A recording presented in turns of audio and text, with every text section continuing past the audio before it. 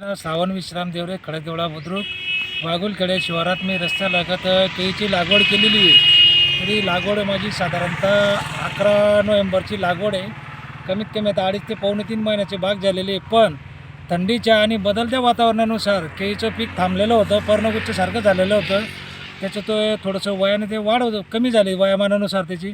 पण आता ह्या ढगाळ वातावरणामुळे त्याची ग्रोथ. मग तुम्ही आता काय करताय इथे? आता आम्ही याला खोळपणी ते 3 कोळपण्या झाल्या, 2 वेळा मटेरियल देऊन झालं, तिसऱ्यांदा आता द्यायची तयारी चालू आहे आमची. तर आता ह्या बदलत्या वातावरणामुळे उष्णतेमुळे थोडासा फरक जाणवला.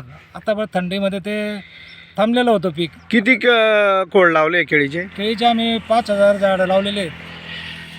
आणि तुम्ही जे खते वगैरे कसे देता याला? आता अगोदर त्याला NPK दिलेलं होतं, 25 बॅग दिले, 3 सुपर फॉस्फेट, 1 युरिया, 1 पोटॅश, 1,000साठी. आता दिलेलं आहे दुसरं ते 2 DAP, 1 पोटॅश आणि 50 किलो मायक्रोन्यूटन दिलेलं आहे 5,000साठी.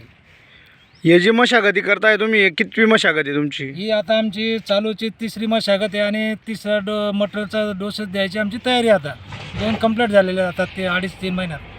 पीक परिस्थिती आता पीक परिस्थिती वातावरणामुळे आता जरा सुधारते. उन्हाळ्याचं जरा गरमाट होतं आहे, त्याच्यामुळे ढगाळ वातावरण, कारण थंडीमध्ये ते थांबलेलं होतं, पर्णगुच्छसारखं झाडे झालेले होते.